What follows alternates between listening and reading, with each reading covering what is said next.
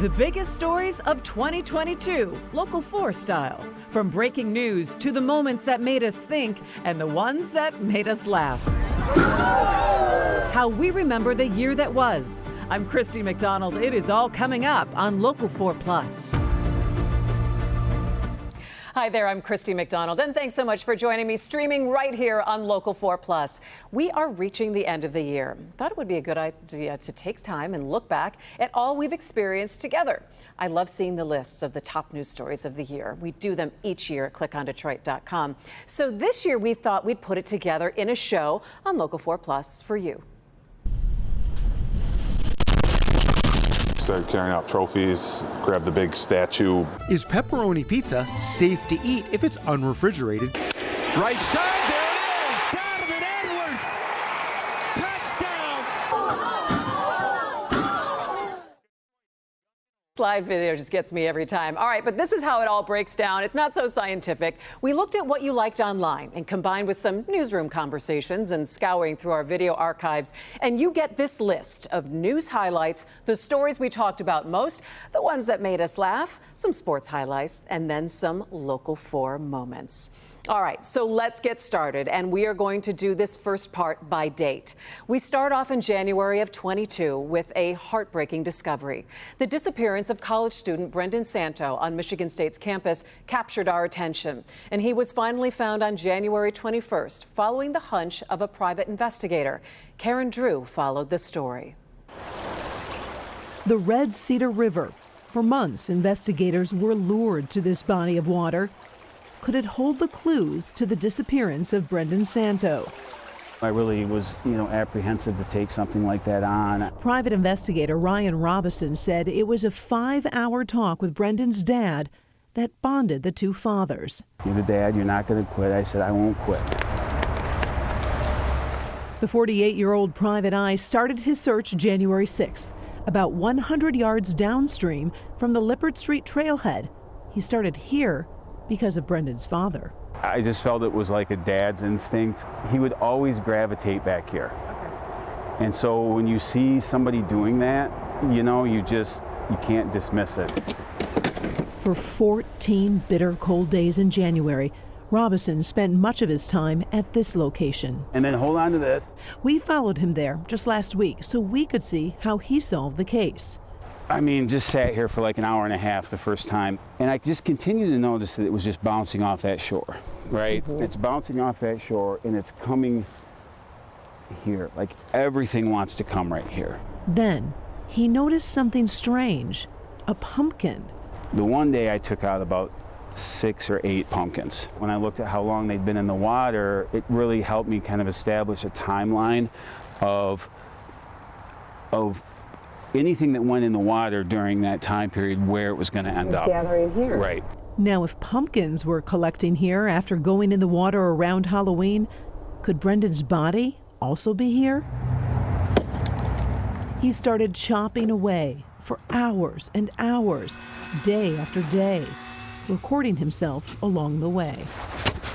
And that's when, once I got one of the heavier chisels through, I realized not only is it not solid, it was like 8 feet deep in the middle. Some of this under here is at least 6-7 feet, where it looks like it should be ground.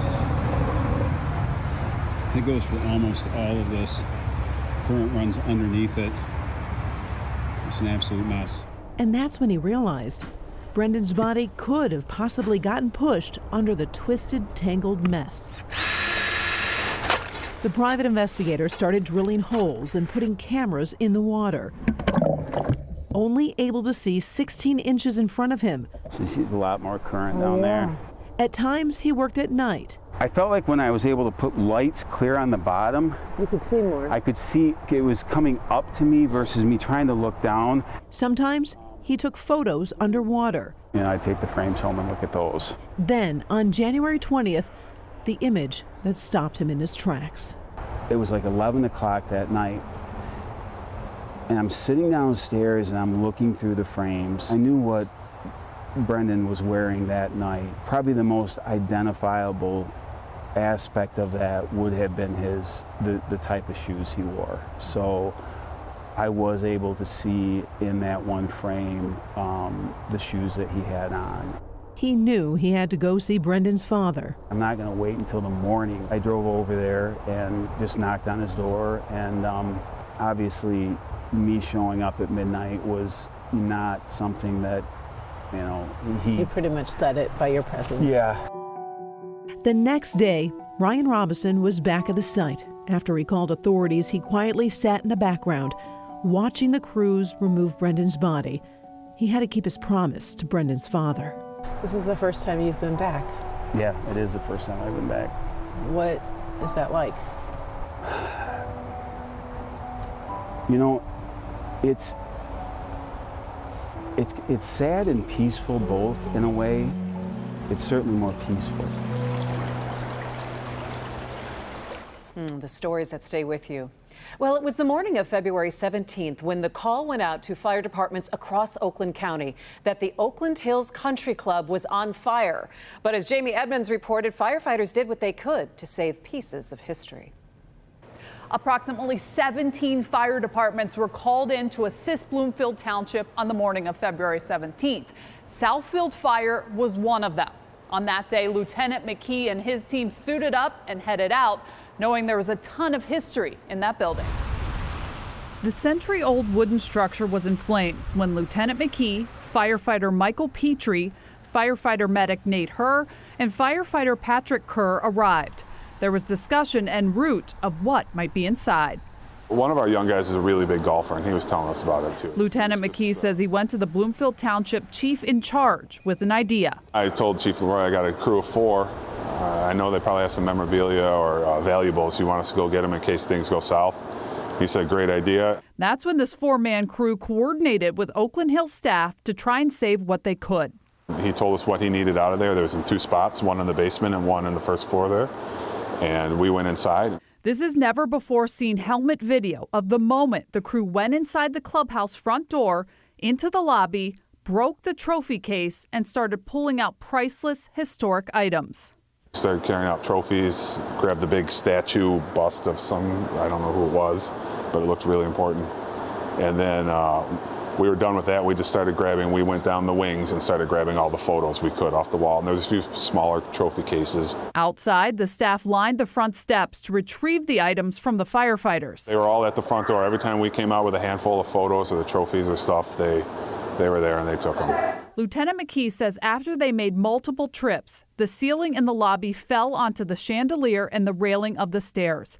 It was time to evacuate, but their recovery mission was not over. As soon as we came out of there, the gentleman said, hey, can you still get into the basement? I'm like, yeah, let's go, we can do that. So we went around to kind of by the pro shop side, and there's outside basement, or steps to the basement, and that's where we went down to the storage room. And then the basement was just a ton of memorabilia, trophies, some old wooden golf clubs that were down there. After the Southfield team went to work fighting the fire inside the men's locker room and were warming up outside, one final request from head golf pro Steve Brady.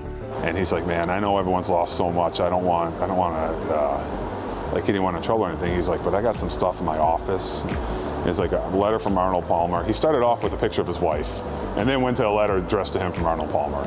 Mission accomplished. And this is photo evidence, complete with the letter from Arnie.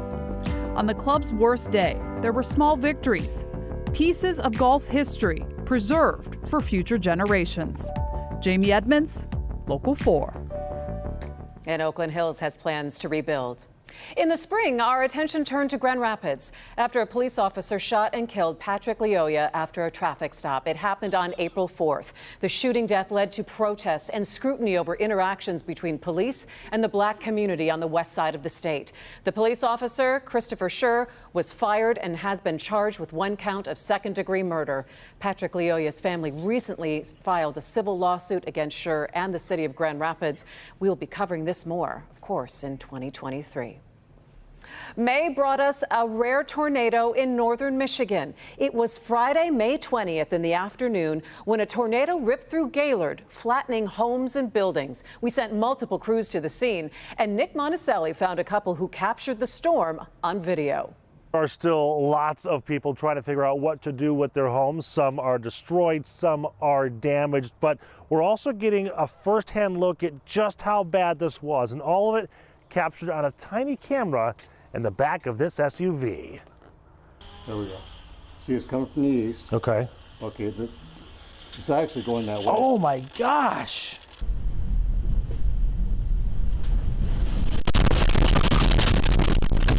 This is the most intense video we have seen yet, showing just how powerful that EF3 was that ripped Gaylord apart. The camera is in the back window of Artis Huff's SUV. Her husband, Stephen, was on a fishing trip with barely any cell service. The only message he got was, Gaylord gone, tornado. And that was it. And then I thought, I grabbed my stuff, told my two brothers, we got to go. And when he got home, this shed here was actually sitting right there. the damage is one thing.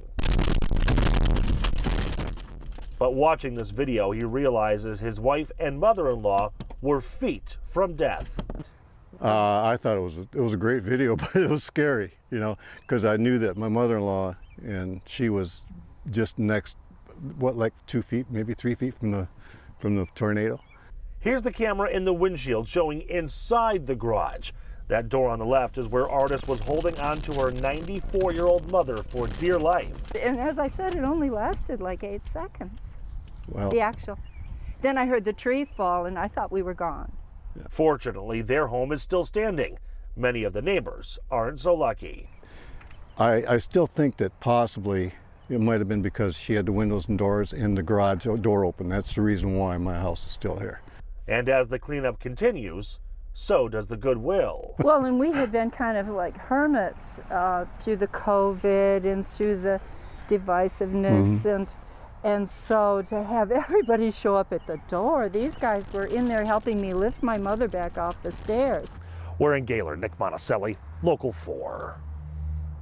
And Paul Gross joins me now. Paul, to see that video and to look at the damage, why was it so rare that it came through like that? Well, people will be shocked to know a tornado has hit every single county in the state of Michigan. But when you just look at the strong and violent ones, those EF3, 4, 5s, then it becomes real interesting because there have been 11 of them up north. Take a look at the map here. We'll zoom in and show you where those have hit. So each one of those little tornadoes is a strong or violent tornado that has hit up north. And here are the paths. Most of those paths generally to the east or to the northeast, and some of those have gone across multiple counties. But notice there's only one that hit north central upper Michigan. That was July 3rd, 1974, not too far from the one that hit this past May. So yes, they have occasional strong and violent tornadoes up there. They are rare, but they do happen. All right, well, we'll get back with you when we hit tornado season again. Thanks so much, Paul. Yep.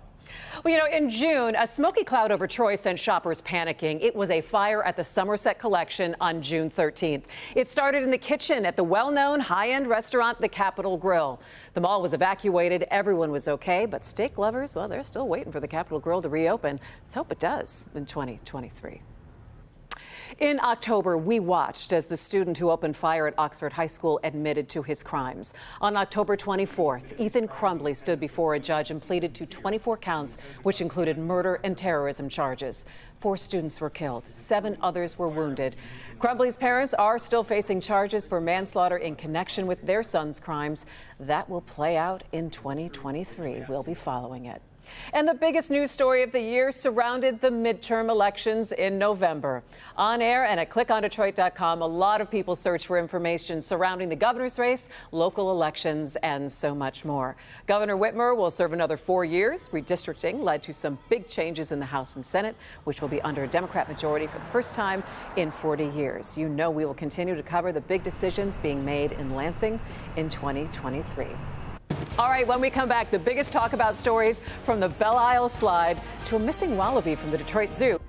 Welcome back to our look at the biggest news stories of 2022. All right, let's have just a little bit of fun with the most talked about stories of 22. And for that, I'm bringing in Ken Haddad, who is the head of ClickOnDetroit.com. He's the guy who tracks all the stuff that you like to read and watch. It must be interesting, Ken. I mean, when you look and see what stories actually get traction with people. Yeah, because it's not always the most important stories. Or it's not the ones that you think will hit. It's not the ones that we're spending all the time on. It's usually something that we spent maybe 5 minutes on. It may be kind of a little obscure, but one thing that went viral that I think that everyone could watch over and over again is the killer Belle Isle slide. Let's take a look.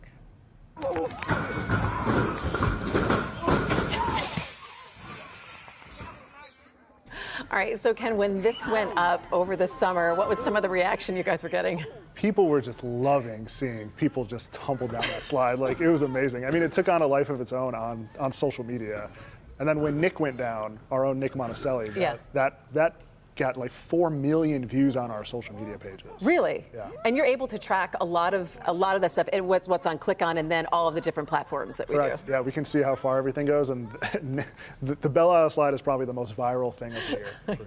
All right, well, sometimes it doesn't make sense what spikes, and we talked about that, like the lost wallaby from the Detroit Zoo, which is, it's not a great story, but then someone thought that they found the lost wallaby. What happened there? Well, yeah, we got a viewer photo that showed what appeared to be maybe a squirrel with mange on a roof. But, you know, due diligence, journalism, we had to ask the zoo to make sure this wasn't the missing wallaby because they were looking for it. The zoo said it was not. So we just decided to put that out because the photo had been spreading. People were asking, is this the missing wallaby? And it was not. And it was not, but the numbers, again, of like one of the most like read stories or shared stories. Yeah, it's like number 2 or 3 in our most read stories of the year, and it's just hilarious. And one of them, it also was Red Wings fans. They were pretty upset when longtime Zamboni driver Al Sabatka was fired this year. He was with the Wings for 51 years. He sat down and talked to Bernie about why he was terminated, explaining the medical condition, which led him to urinate in a back garage while on the job. Sabaka's now suing the Wings. But this story was like one of the top 5, right? Yeah, because so many people connected with, or have, connect with the Red Wings and have seen him around for years and decades, like season ticket holders and all that. So everyone wanted to know exactly what happened. And swinging the octopus around down the ice. Yeah. All right, so Ken, when we look going into 23 and how you're tracking and interacting our viewers on Click On Detroit, what's new? What can we look for? Well, hopefully not as many missing wallabies this year.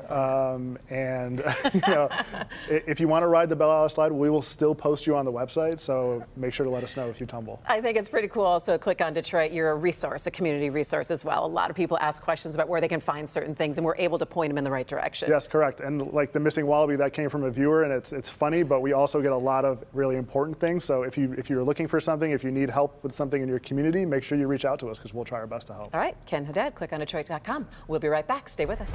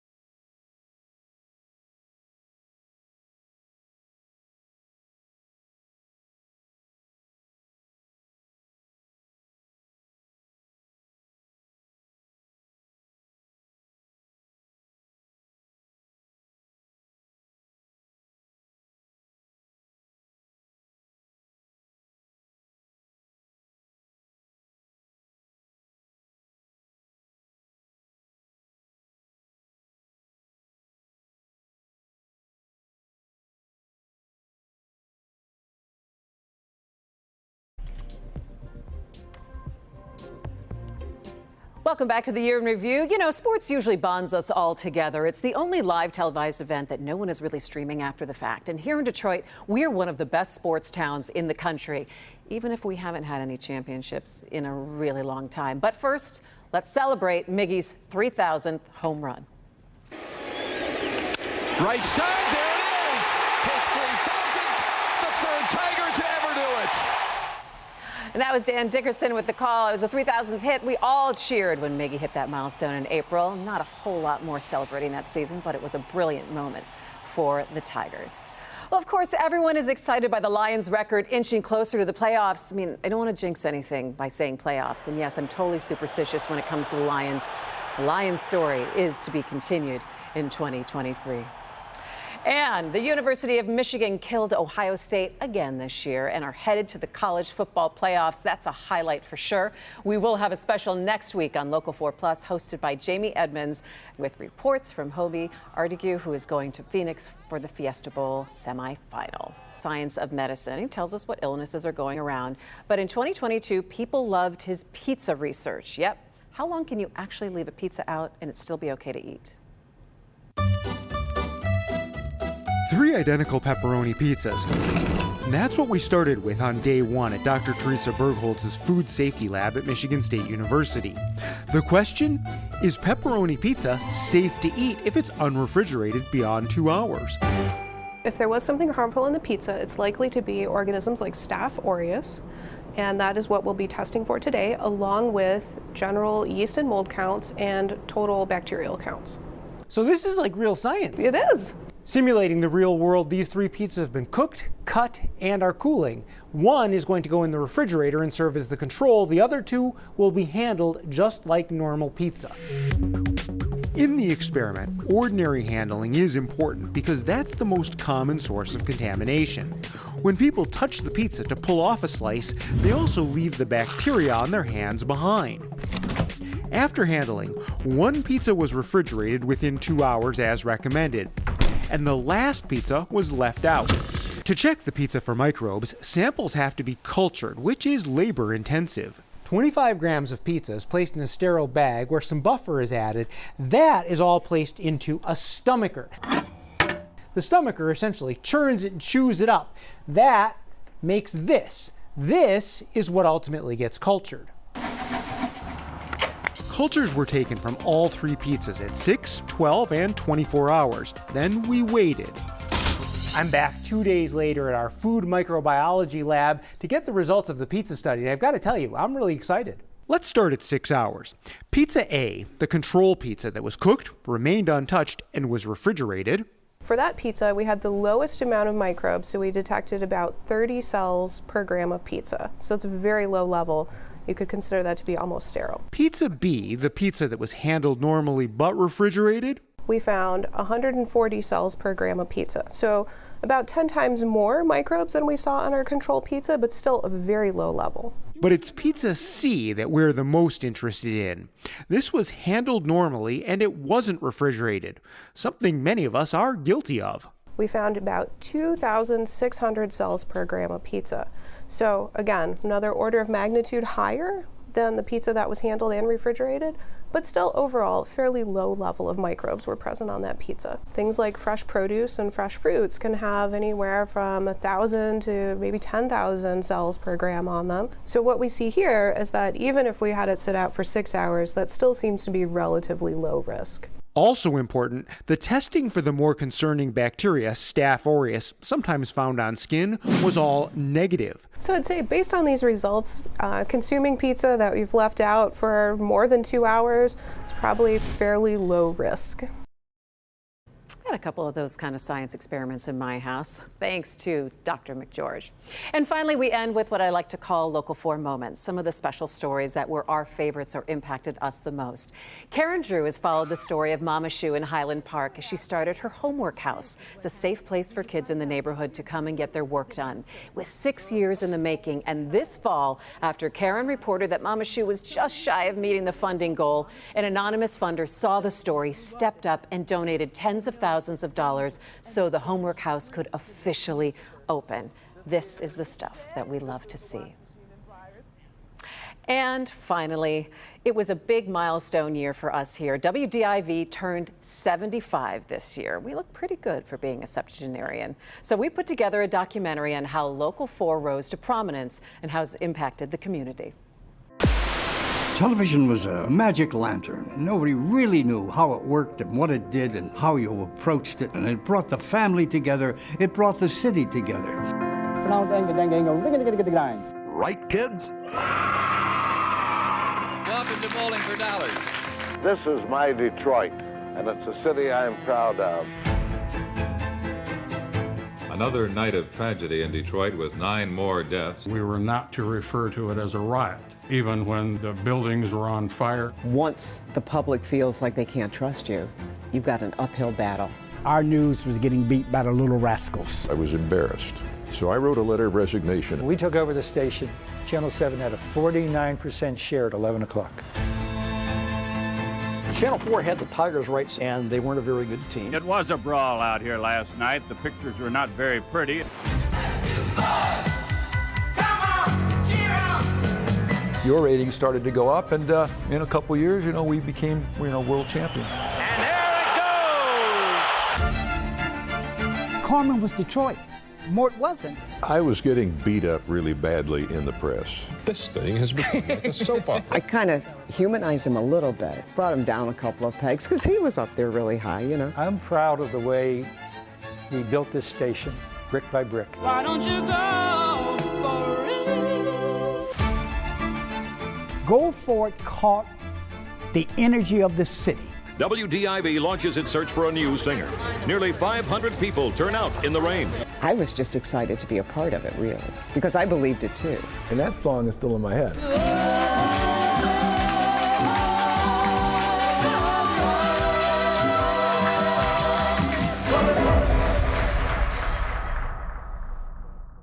Love it. And you can see our documentary on demand right here on Local 4+. Well, what a year. We want to thank you for putting your trust in us to provide you with the news and information that's crucial to you and where you live. We want to continue to grow in the community, to listen, and to be a trusted partner as we navigate this next year in 2023. Find us as always at ClickOnDetroit.com and watch for more local news and programming streaming right here on Local 4+. I'm Christy McDonald. For all of us at WDIV, take care.